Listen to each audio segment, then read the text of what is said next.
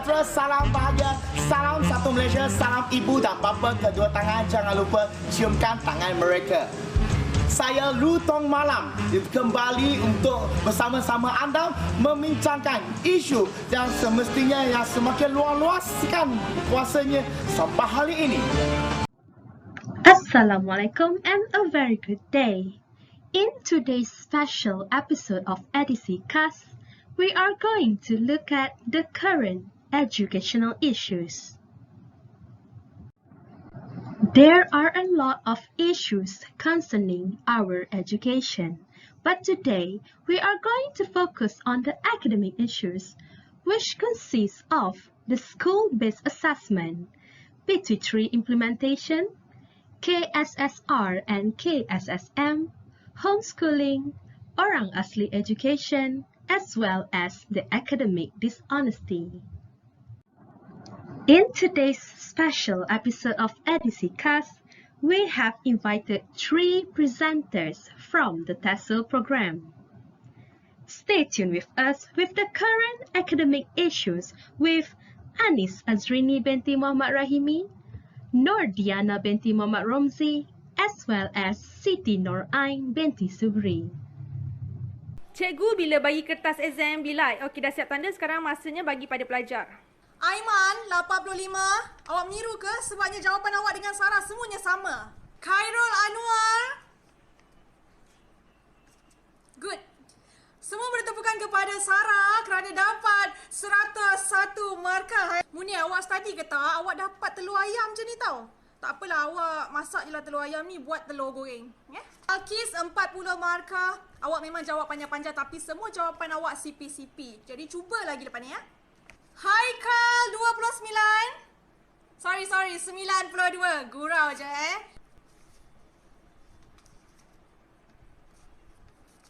Taufik 5%. Ni awak kosong-kosong ni, awak suruh siapa yang jawab? Saya yang jawab ke?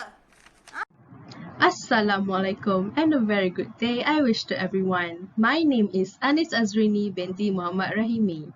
Today, I am going to discuss 2 of the current educational issues, which are school-based assessment and also PT3 implementation. First thing first, we are going to look at the assessment system in the Malaysian educational context, which is the school-based assessment system. So, according to CHU 2014, the school-based assessment system is being introduced as part of the National Transformation Program to produce world-class human capital. Then, according to Nur Hasnida 2016, the school-based assessment system is a holistic assessment system conducted in school by the subject teachers to assess the students' cognitive, affective, and also the psychomotor aspect in line with the Malaysian's national philosophy of education and also the standard-based school curriculum.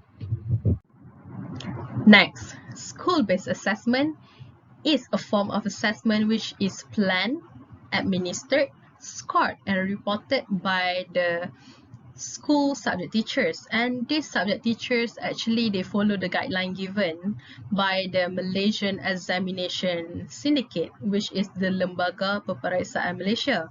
And in 2011, school-based assessment, which consists of both summative assessment and also formative assessment, has been implemented first formally on Year 1 student. And then in 2014, the Peperiksaan Menengah Rendah PMR exam was replaced with school and centralized assessment, which is the Pentaksiran Tingkatan 3 PT3. And in 2016, students' UPSR grade will no longer be derived from a national examination alone, but they are going to be a combination of PBS, which is the Pentaksiran Berasaskan Sekolah, and also the National Examination UPSR. However, SPM format remains the same, with most subjects assessed through the National Examination, which is the SPM, and also some subjects some subjects through a combination, of the examination and also centralized assessment. Next, school-based assessment in the Malaysian educational context consists of two main components known as the academic components, which consists of the school and the central assessment, and also the non-academic components, which consists of the physical activities, sports, co-curricular assessment, and also psychometric assessment. Moving on to the rationales of school-based assessment, according to Lim and Chew 2019, the first rationale of school-based assessment is to achieve the aspiration of the national philosophy of education toward developing our learners' emotional, physical, spiritual, and also intellectual abilities. Next one is to reduce the examination-oriented learning among learners. The third one is to evaluate a learner's learning progress. And the fourth one is to enhance the teacher's integrity in assessing, recording, and reporting of the learner's learning progress. And under this new assessment approach, actually, teachers are given more responsibility to design quality assessment that is aligned with their students' learning outcome. Now, we are going to look at the benefits of school-based assessment according to Chu 2014. The new format actually enables students to be assessed on a broader range of output over a longer period of time. And it also provides teachers with more regular information on what step to be taken, what action to be taken for the students.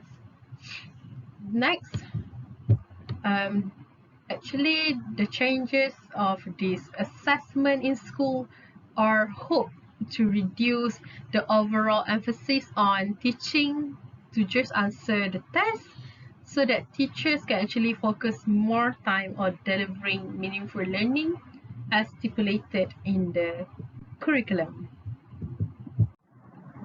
Now, we are moving on to the challenges of school-based assessment.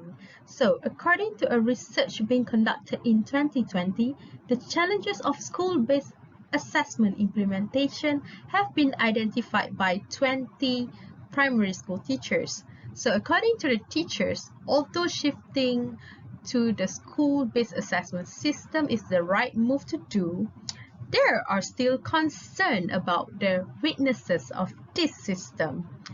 So, finding shows that the challenges of school-based assessment implementation include the teacher readiness, the teacher's workload, and also the administrative support. For the teacher readiness, the teacher felt that school-based assessment has caused the student to take their learning very lightly due to the non-exam culture in the school. Teachers feel that the student may not be serious. From this, it is clear that this assessment system is actually relying on the students' day-to-day performance, and the teachers are actually collecting evidence on a daily basis to look at their students' achievements towards the learning outcomes. This clearly actually increase the teacher's workload.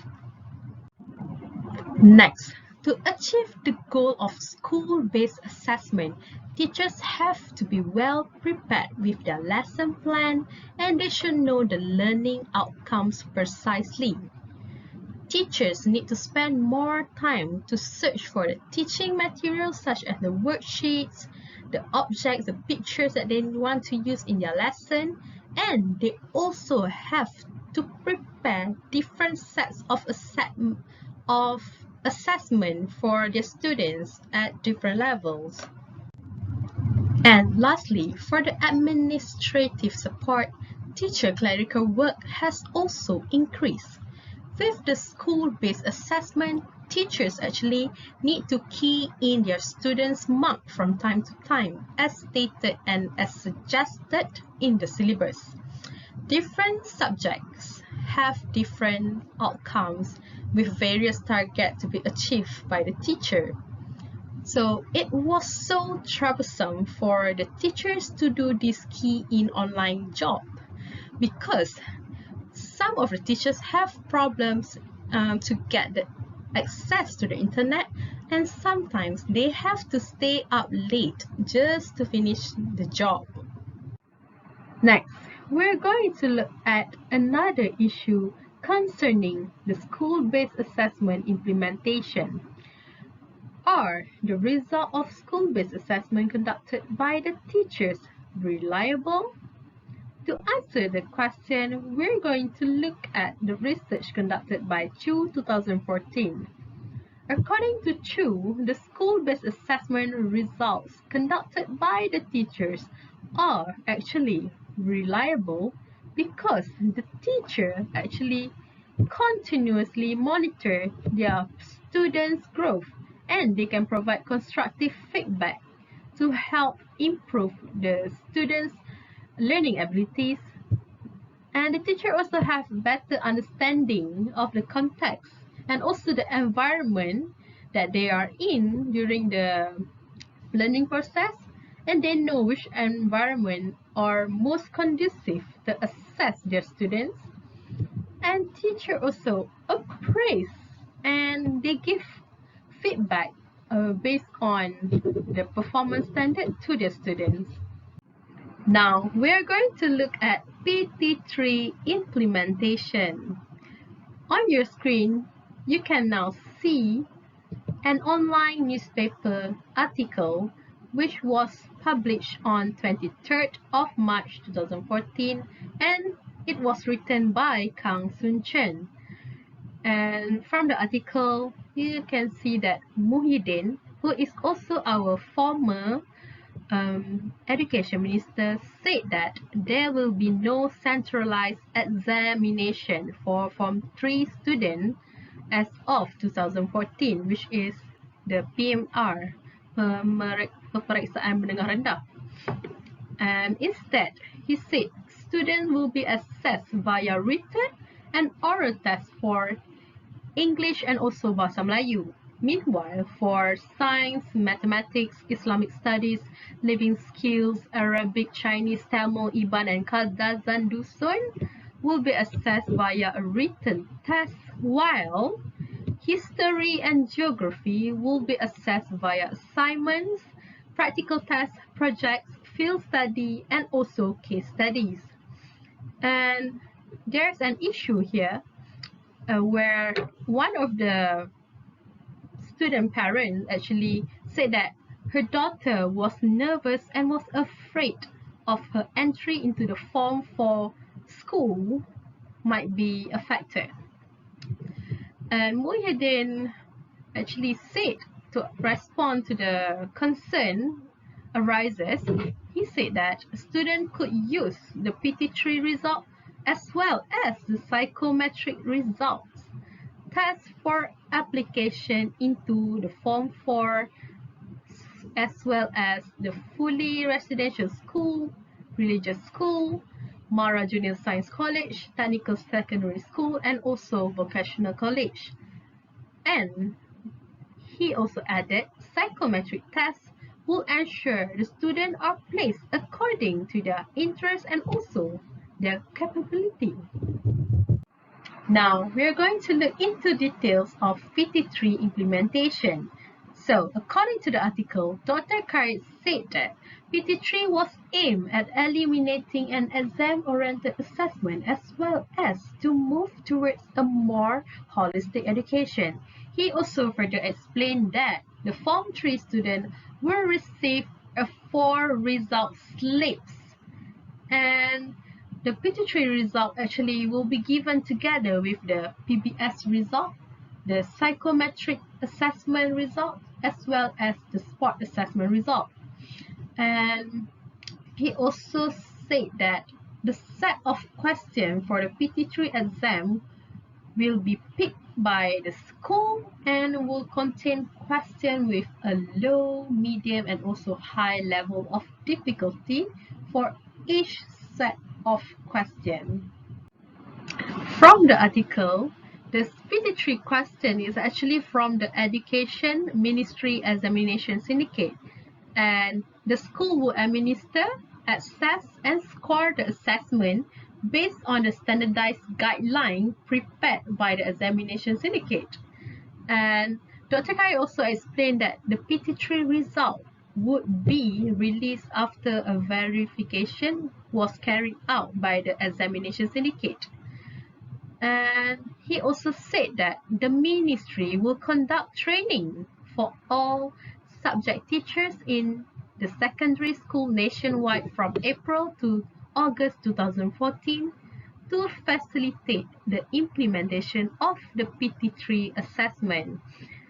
And lastly, to ensure that the PT3 standards were maintained, he also said that the syndicate, the examination syndicate, will monitor all schools to ensure that they choose questions which reflected the level of difficulty of their students.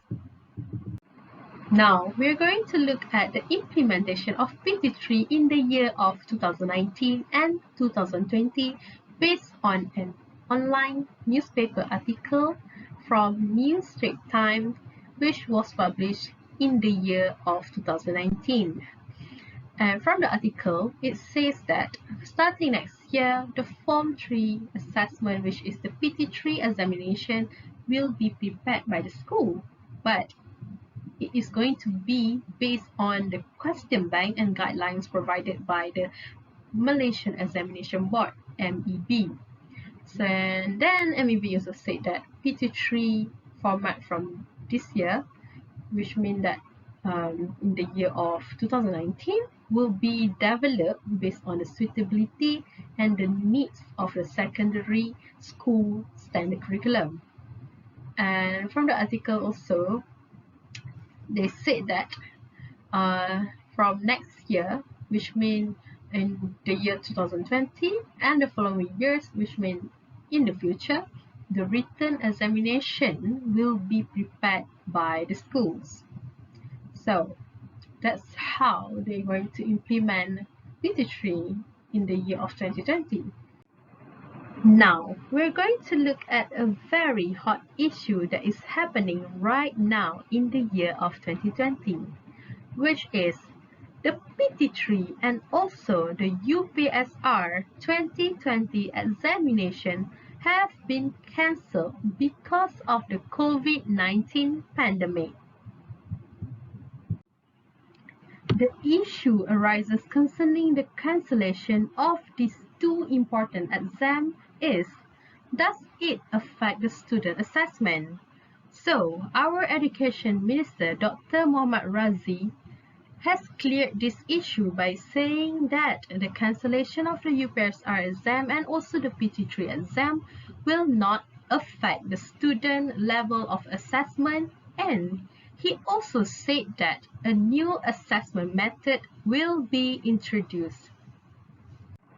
Now, we are already at the end of our presentation. Just now, we already looked at the school-based assessment and the PT3 implementation. Now, on your screen, you can see all the references that I used in my presentation. If you have any question, you can ask me at the end of our presentation. Thank you so much for listening to my presentation. Now, I'm going to pass this mic to the next presenter. Hi. I think we all agree that education plays an important role in our life.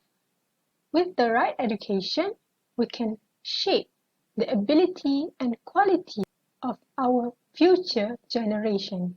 Individuals will be equipped with the skills that are needed by every human being, such as communication skill, collaborative skill, and problem-solving skills. However, there will be issues coming along with the implementation of any type of education or curriculum. Hi, I'm Nurjana, and today I will be presenting about the issues of KSSR and KSSM implementation, as well as the issues of homeschooling. While trying to provide the right education, our country has made a lot of changes in curriculum, and this is only because we are trying to adapt to the latest world development and equip every student with the best education. One of the efforts is the KSSR implementation. KSSR stands for Curriculum Standard Sekolah Rendah. KSSR was introduced and implemented in 2011. It replaces the Curriculum Bersepadu Sekolah Rendah (KBSR). This implementation is also to fulfill the 21st century requirements that are stated in the Malaysian Education Blueprint. This topic will cover a brief explanation of KSSR and KSSM, as well as the issues. Now, let me share the new changes of KSSR. Firstly, we are going to look at the focus of KSSR. KSSR stresses the 4M, which is membaca, menulis, mengira, dan menakul. They also focus on added values, which are creativity, innovation, entrepreneurship, as well as information, communication, and technology, also known as the TMK skill, Teknologi Maklumat dan Informasi. Next is the curriculum design.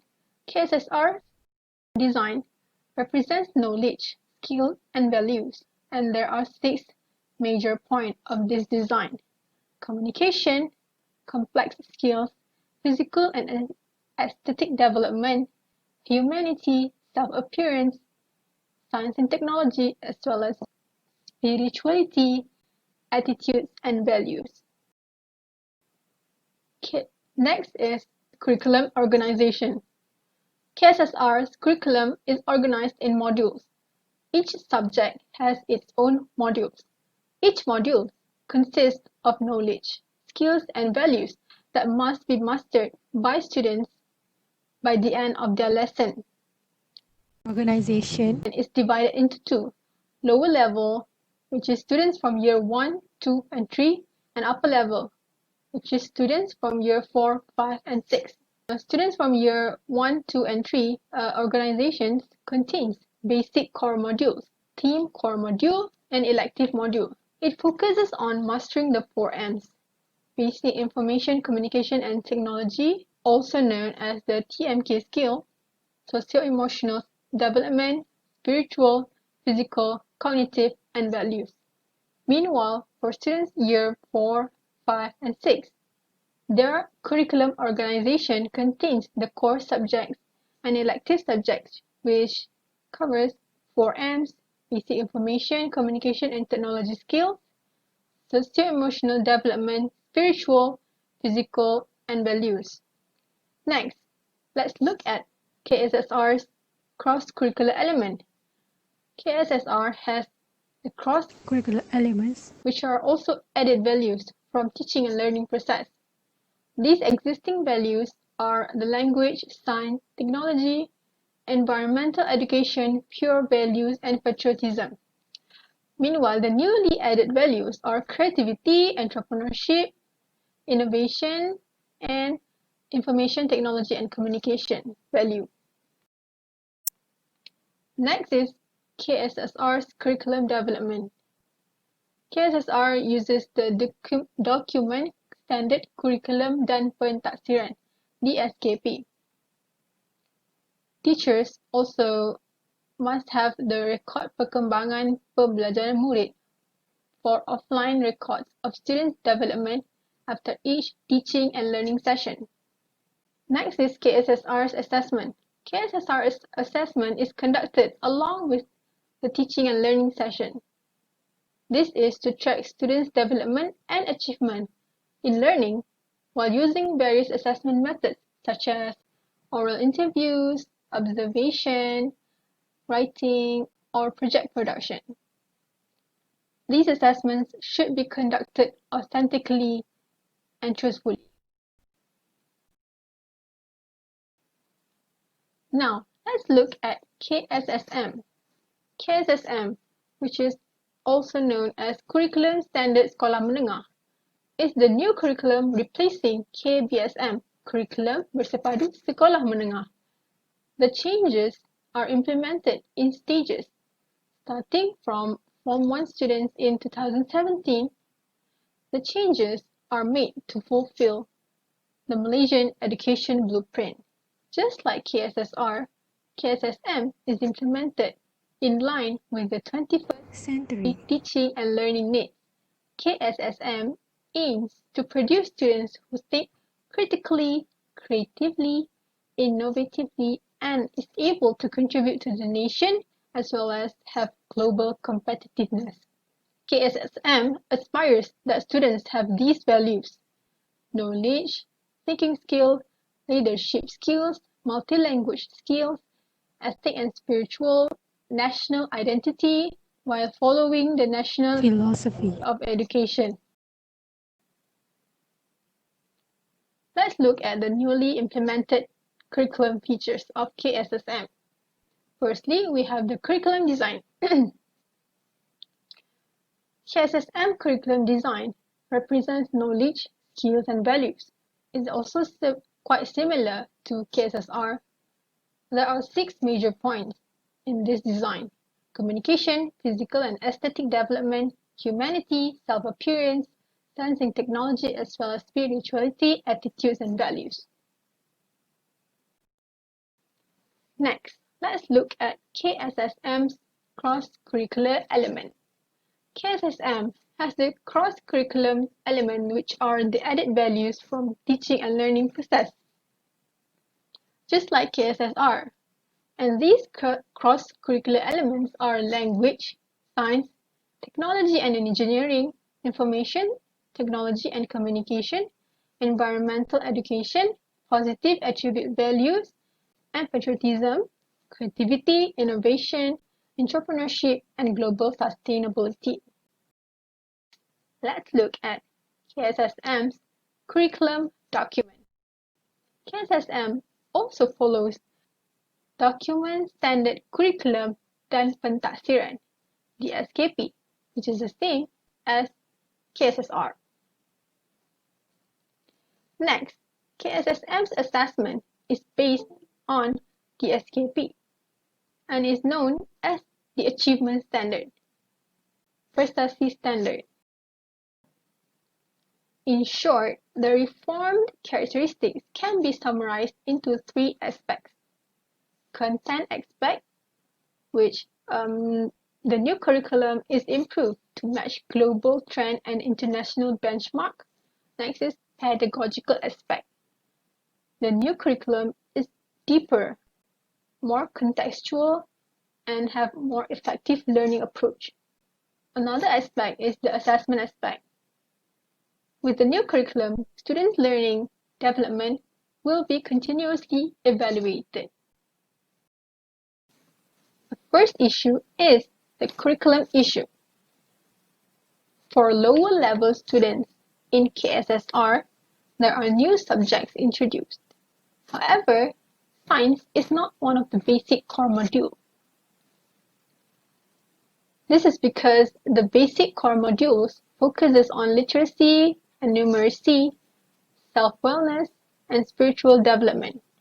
So, science subject is included in the theme core module. With this change, the time allocation for science subject teaching and learning also changes. Teachers now only have 90 minutes per week to teach science. Science teachers are reported to be facing problems in covering their whole syllabus. Not only that, teachers find it hard to evaluate and assess students due to time constraint.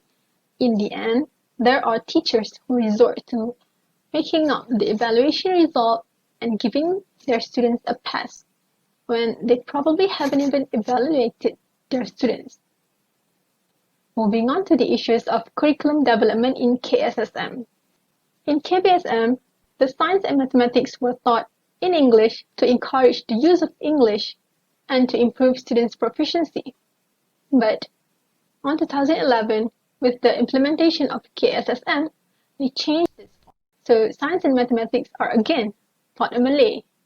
This is because there was a report that stated students' result has worsened with the use of English language for science and mathematics subjects. This is because there are some students that cannot speak or use English well and cannot answer the question which are in English. This change has confused teachers. Some went through weeks of training course to master the application of mathematics and science in another language, but now has to revert back to Malay language. They need time to get used to teach Malay again. This confusion will be hard for teachers and might delay the process of teaching and learning in classroom situation. Next is the issue of teachers' readiness. Teachers must be well trained and well informed with all the changes that must be implemented for them to implement it confidently. For example, they need to know how to conduct the teaching and learning as well as how to assess their students. There is a study and reports what teachers felt about the implementation of the new curriculum. Teachers said some skills of the 21st century learning is too hard to be applied in the classroom. Another said teachers lack knowledge in the 21st century teaching. Therefore, the ideas and application of 21st century education. Therefore, another teacher said teachers lack knowledge about the 21st century teaching. Therefore, the ideas and application of 21st century teaching is very limited. There are also some that said some teachers are not clear about the new teaching and learning. They refuse to change their pedagogy. They are more comfortable with the traditional way of teaching. Another one is that teachers find it hard to make sure every planned activity is done in the allocated time. All these shows that teachers are not fully prepared to incorporate the new teaching and learning in their class. Not only that, KSSM focuses on a deeper teaching and learning which is based on the higher order thinking skills, HOTS, as well as the 21st century learning. The focus of the pedagogy is on learning based on inquiry, collaborative, project-based assessment, and science, technology, and engineering, and math, STEM. Teachers should be fully prepared and well furnished with the knowledge of producing HOTS material and activity in the classroom because they are the ones who will determine the successful implementation of HOTS in school. Therefore, teachers must be well prepared in order for them to implement this successfully. The final issue that comes along with the implementation of KSSR and KSSM is appropriateness of the infrastructure. This new curriculum demands teachers to conduct their teaching and learning in various new ways.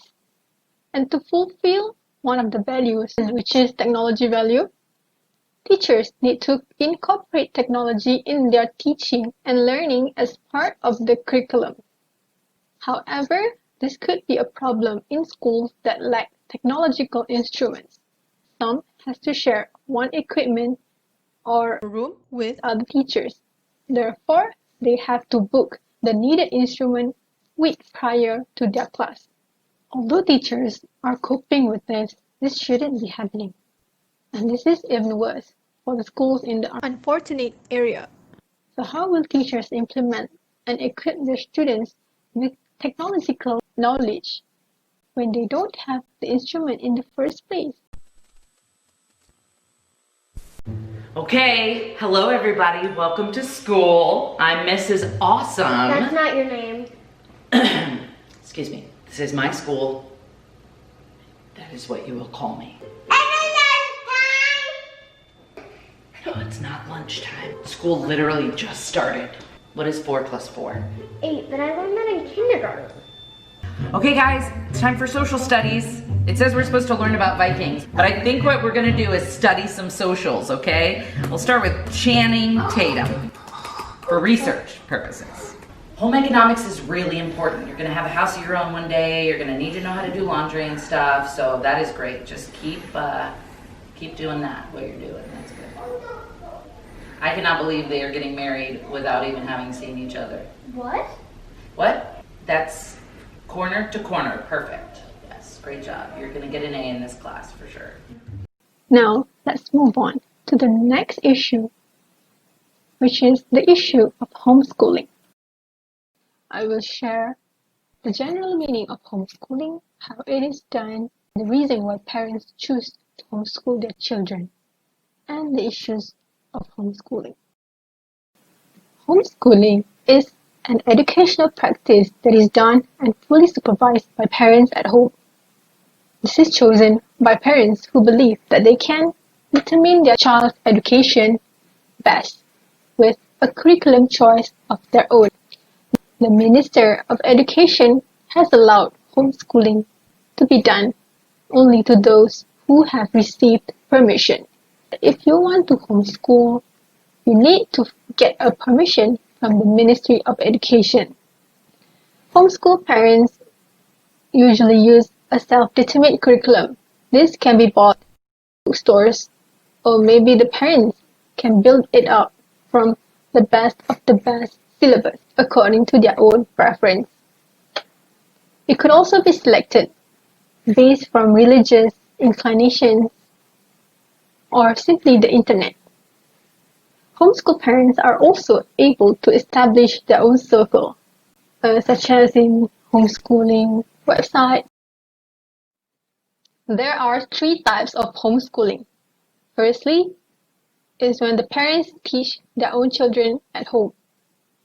Next is a group of families coming together to teach their children together in a casual setting.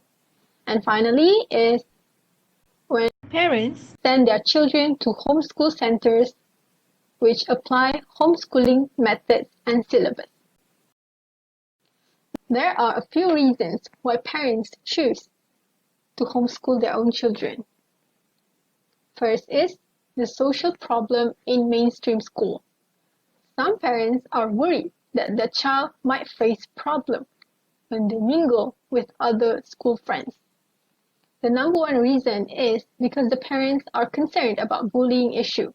Sometimes it is hard to tell when a child is bullied because children tend to keep it to themselves. And bullied children will grow up with pressure and stress from their negative experience in school, and which this could affect their whole life.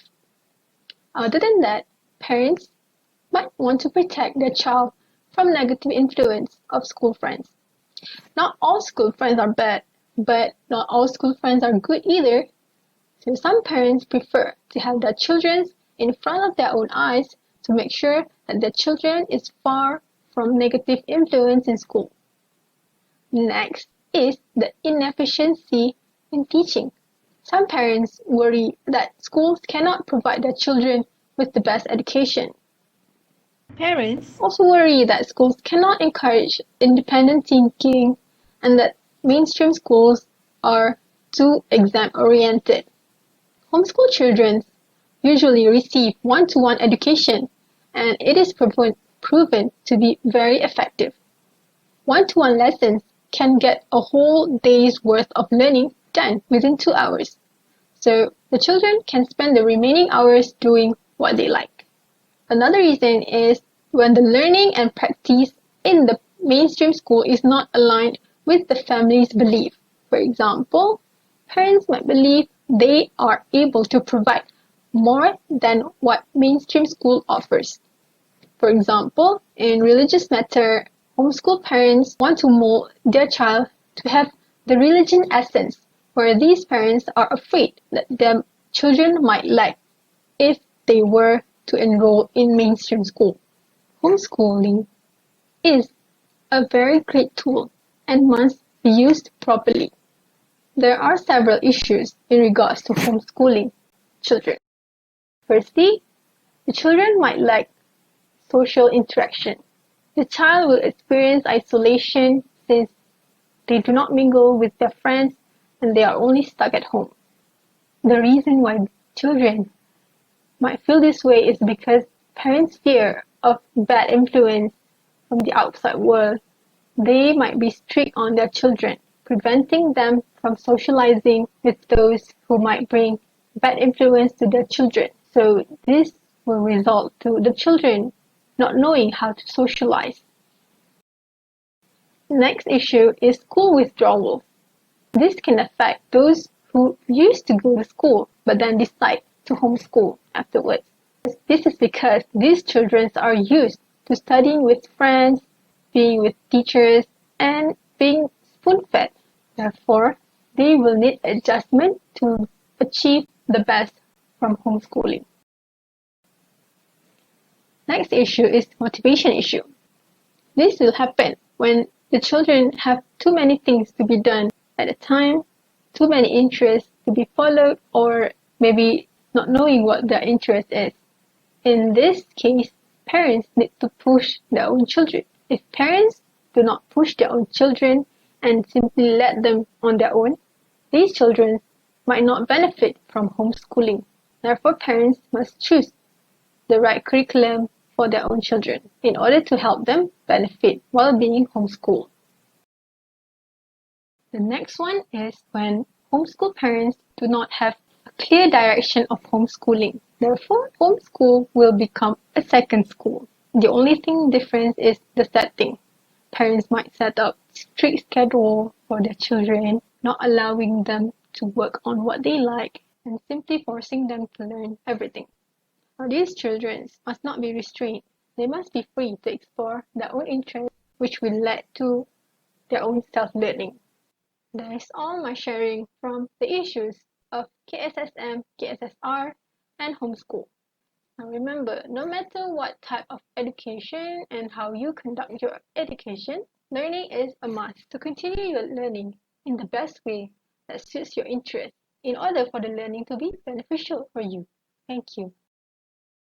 We have looked at 4 academic issues in Malaysia. Now, let's take a look at another one, Orang Asli education. Wait! Before we move deeper to this issue, do you know that Orang Asli is the oldest inhabitants in West Malaysia? In 2010, Orang Asli were numbered approximately 178,197.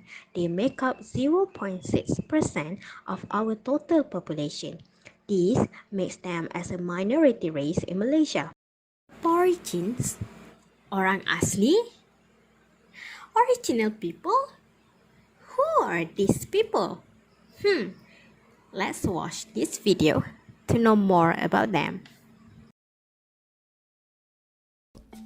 Who are the Orang Asli of Peninsular Malaysia?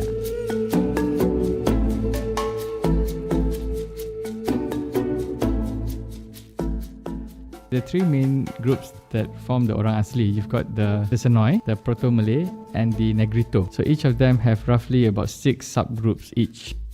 That's Kamal Sohaimi Fazil. He's an anthropologist with the Department of Anthropology and Sociology at University of Malaya. Geographically, the communities and their 6 subgroups can be found around the peninsula. The Semang or Negrito, located in the north portion of the peninsula, consist of the Kensiu, Kintab, Jahai, Lano, Mindrik, and the Batik. The Senoi in the central region have the Semai, Temia, Jahut, Chewong, Mahmeri, and the Semaburi.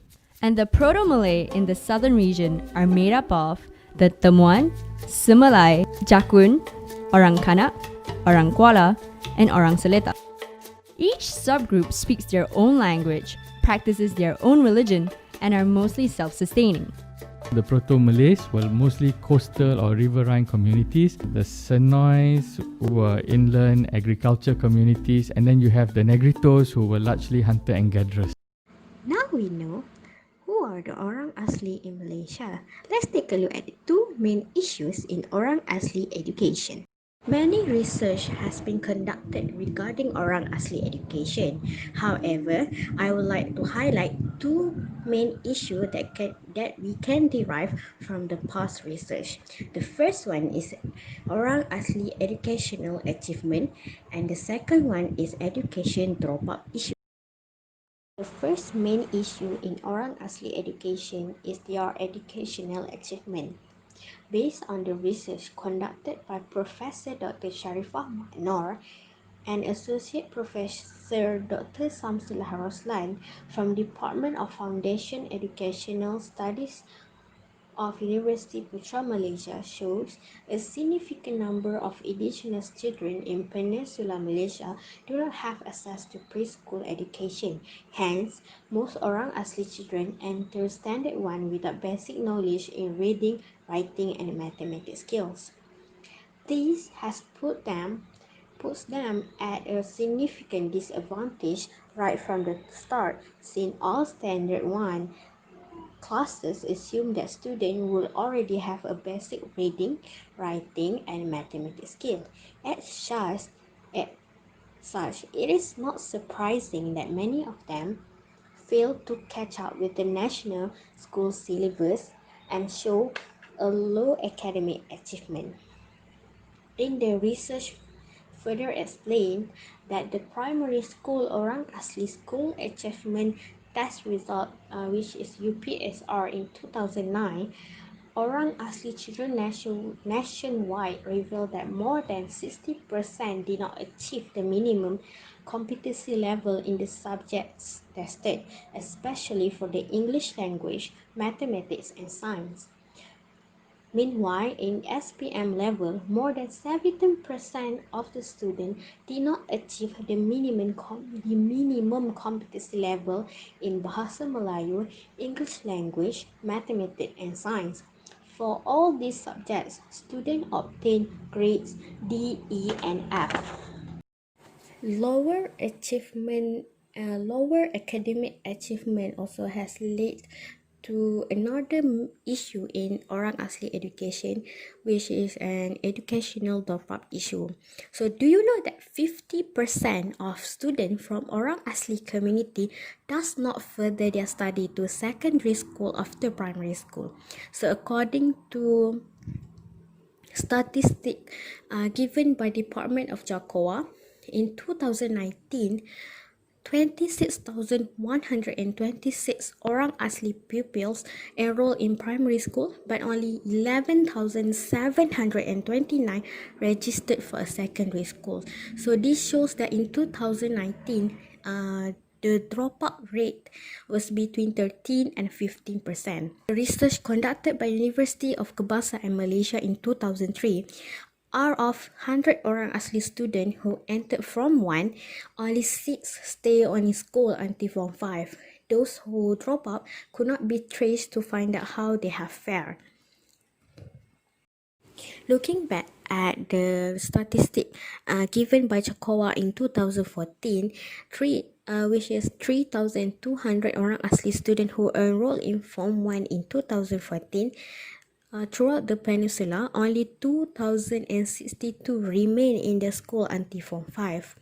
So this shows that dropout among Orang Asli has been an issue since 2014. So, according to the research conducted by Suhakam in 2010, the dropout rate in secondary schools among Orang Asli is high, which is over 35% per year. And according to Suhakam, only 2.2% of Orang Asli managed to graduate studies at the higher learning institutions in 2009, which is an alarmingly small amount compared to the population of Malaysia students in higher learning institutions. So, Senator Isa Abdul Hamid, who represent the Orang Asli communities in the Dewan Negara, said, I will say that only half of the Orang Asli students who enroll in Form 1 remain in school until they complete their SPM. So this shows that a dropout rate issue causes concern and should be addressed. Next, let's take a look at the factors contributing to the issue. So there are many factors listed by researchers, but I would like to highlight two factors that I think contribute to the lower academic achievement and high dropout rates among orang asli. So the first one is the attitude of indifference in education. So this refers to the attitude of parents, orang asli parents who are not concerned with the education of their children. So most of them are not aware of the importance of education to their children. So this is mostly because some parents who do not have the educational experience expecting the same for their children. So this basically if they are a farmer, for example, they expect their children to continue their legacy as a farmer. So the second factors contributing to the issue is an instructional or pedagogical factors.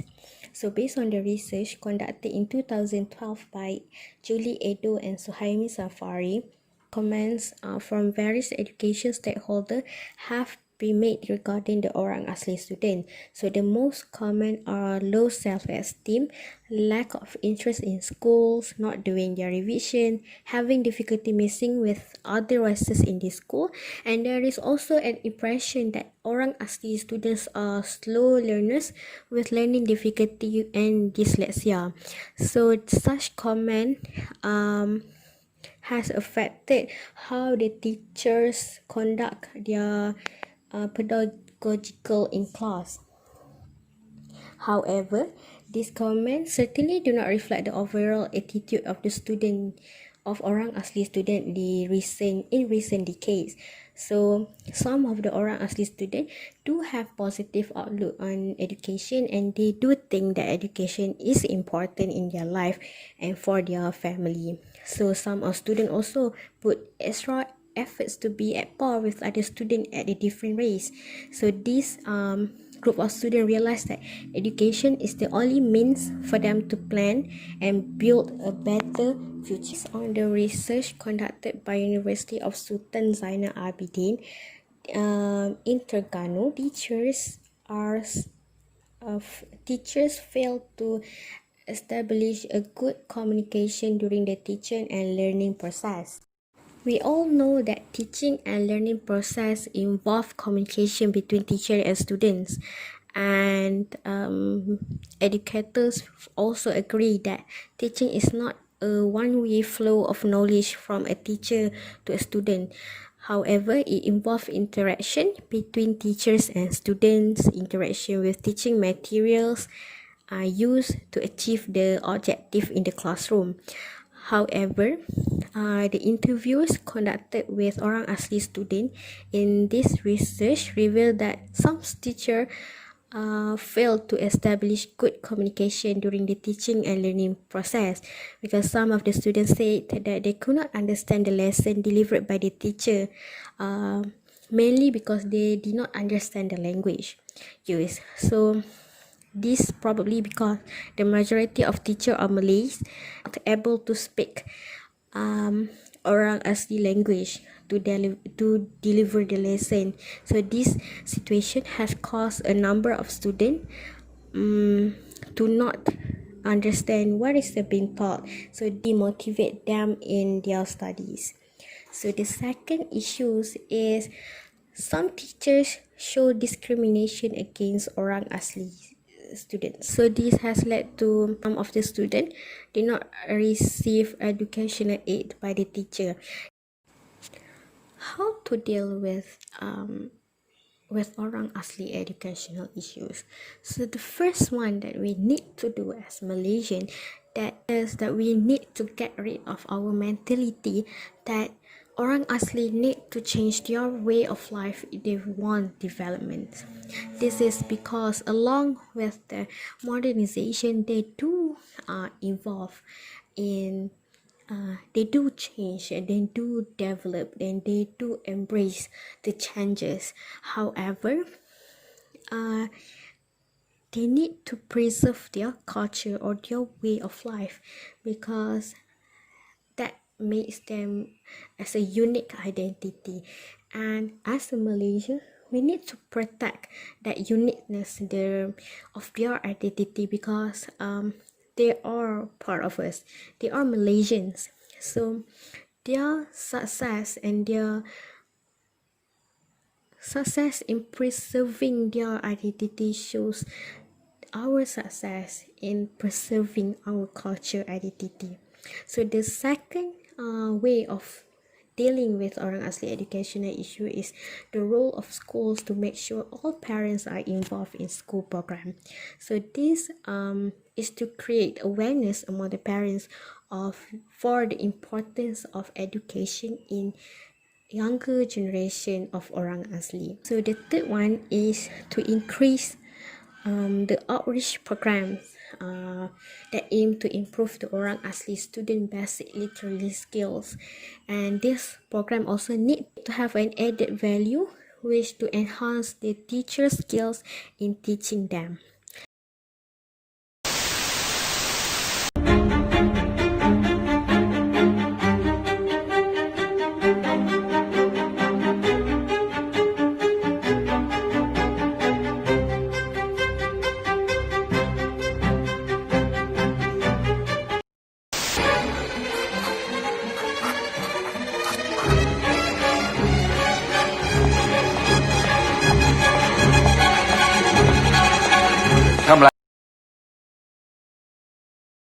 The last academic issues that we are going to explore in this presentation is academic dishonesty. I'm sure that all of us are quite familiar with this topic, but nevertheless, let's dive into it.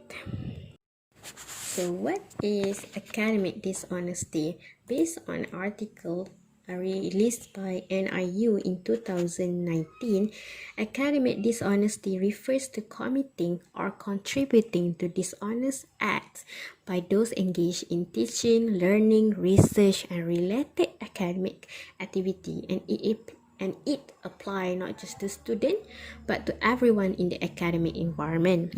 So basically, academic dishonesty is any type of cheating that happen in relation to a formal academic exercise. I think the most familiar example that for us is plagiarism. There are 4 forms of academic dishonesty. The first one is plagiarism. So plagiarism is the inclusion or use of someone else's words, idea, or data as one's own words without giving a credit and acknowledging the source. So basically, plagiarism is when you use or when you adopt someone else's ideas or words or statement without giving them acknowledgement. The examples of plagiarism is copying another student's essay or test answer, failing to acknowledge collaborators on assignment, copying another person's actual words without using quotation mark, and borrowing facts, statistics, and illustration that are not a fact without giving credit. The second forms of academic dishonesty is fabrication, where we use which is the use of invented information or the falsification of research or other findings. In another word, fabrication is making up data or results. Means that you manipulate research material, equipment, or process that not accurately represent the research record. Fabrication is incorrect references or documentation of secondary sources. Means that For example, you cite from a different sources, but in the reference, you write it as a different it from a different journal. So the third one is listing sources in the bibliography that are not used in the assignment, essay, or exercise. This happened when you did not use the references but add it in your references of bibliography. So, and the last one is submitting falsified, invented, or fictitious data or information. The third forms of academic dishonesty is cheating, which is an act or attempt at of deception by which students seek to distort the fact that they have not mastered information that they should. For example, collaborating on a task, quiz, or project with another person without authorization, using electronic instruments to obtain, transmit, or share information when forbidden. For example, using phone to Google the answer in examination hall. The third one is copying for another student test. It is still considered cheating if another students give you a permission to copy. So the last one is permitting other students to copy for a test. Did not copy for another person but allow them to copy from you, still considered as a cheating. The last form of academic dishonesty is academic misconduct. This usually happen to academic lecturers or a teacher. So academic misconduct is an act to gain an undue academic benefit or credit for oneself or to cause academic harm to another student. For example, taking an exam, quiz, or test for another student, asking or allowing another student to take an exam or quiz or test for you, and giving assistance for or failing to report witness of academic exercise with students of a different group of classes. So as a teacher, if you witness cheating in the examination hall but fail to report it to the administrator, this is considered as academic misconduct. How to avoid academic dishonesty? So the first one that you can do to avoid academic dishonesty is to understand the importance of academic integrity.